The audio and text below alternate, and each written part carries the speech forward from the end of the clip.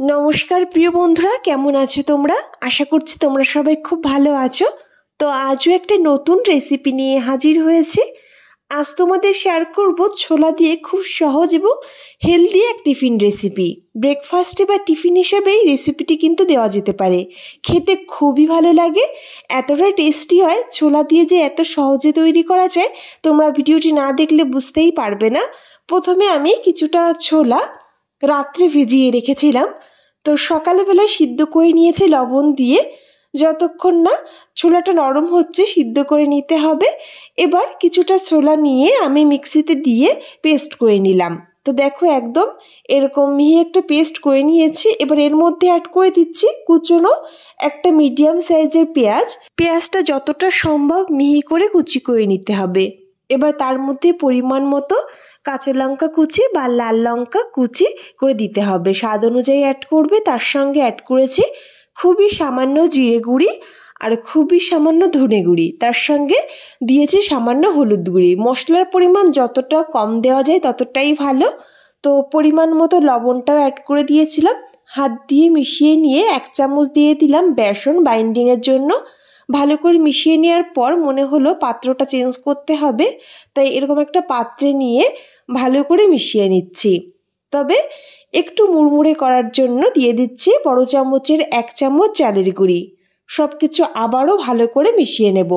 এখানে আমি আর কিছুই অ্যাড করব না, না জল দিতে হবে না আর কিছু। সামান্য চালের গুঁড়ি আর বেসন দিয়েই কিন্তু ভালো করে মেশালে খুব সুন্দর একটা রেসিপি তৈরি করা যায়। তো দেখো ভালো করে মিশিয়ে নেওয়ার পরে হাত দিয়ে একটা শেপ তৈরি করে নিচ্ছি। তো এরকম হাতে একটু গোল শেপ করে নিয়ে 2 হাতের তালু দিয়ে একটু চ্যাপটা করে নিচ্ছি। আর ঠিক এইরকম শেপ করে আমি সবগুলো তৈরি করে নেব, যতগুলো তৈরি করা যায়। তো দেখো আরও একটা ঠিক একইভাবে তৈরি করে নেব। প্রথমে হাত দিয়ে একটু গোল শেপ করে নিয়ে 2 হাতের তালু দিয়ে হালকা চ্যাপটা করে নিচ্ছি। এইভাবে যতগুলো তৈরি করা যায় আমি তৈরি করে নেব।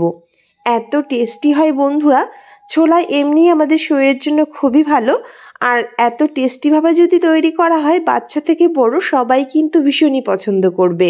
সন্ধ্যে স্ন্যাক্স বলো, ব্রেকফাস্ট বা টিফিন যে কোনো সময় এই রেসিপিটি তৈরি করে নেওয়া যাবে, সময়টাও একদম কম লাগে। সবগুলো তৈরি করে নিয়ে এদিকে একটা কড়াই বসিয়ে দিলাম। কড়াইটা গরম হয়ে গেলে সামান্য তেল দিয়ে দিচ্ছি, সামান্য রিফাইন অয়েল দিয়ে দিলাম। তেলের পরিমাণ খুব বেশি দেওয়ার একদমই প্রয়োজন নেই, অল্প তেলে ভেজে নিলেই হবে। তেলটা গরম হয়ে গেলে কড়াইয়ের চারিদিকে ছড়িয়ে দিয়ে এক এক করে আমি সবগুলো দিয়ে দিলাম। আর এক সাইড ভাজা হওয়ার জন্য ওয়েট করব। এক সাইড যখন ভাজা হয়ে গেল তখন উল্টে দিচ্ছি। তো এইভাবে 2 সাইডটাই বেশ লালচে রং ধরে ভেজে নেব। একদমই মুড়মুড়ে তৈরি হয়, ভীষণই টেস্টি হয় খেতে। একদম অল্প কিছু উপকরণেই তৈরি আর এতটা টেস্টি হয় বন্ধুরা, একবার এইভাবে তৈরি না করলে তোমরা বুঝতেই পারবে না যে কতটা টেস্টি হয়। আঁচটাকে লো টু মিডিয়ামে রেখেই 2 সাইডটা ভালো করে ভেজে নিতে হবে। আর দেখতে পারবে ভীষণই মুড়মুড়ে হয় আর খেতেও এতটা টেস্টি হয় বন্ধুরা, একবার অন্তত ট্রাই করে দেখো, আশা করছি খুবই ভালো লাগবে তোমাদের। তো আমি সবগুলো ভালো করে ভেজে নিয়ে নামিয়ে নিলাম। তো একদম গরম গরম সার্ভ করলে সন্ধ্যায় চায়ের সঙ্গে বলো বা ব্রেকফাস্ট টিফিনে এতটা লোভনীয় হবে। তো রেসিপিটি তোমাদের কেমন লাগলো অবশ্যই কমেন্টে জানিও। আর ভালো লাগলে প্লিজ বন্ধুরা বাড়িতে একবার ট্রাই করো আর আমাকে কমেন্টে বলো তোমাদের কেমন লেগেছে। তো বন্ধুরা আজ এই পর্যন্তই রেসিপিটি শেষ করছি, দেখা হবে নেক্সট ভিডিওতে।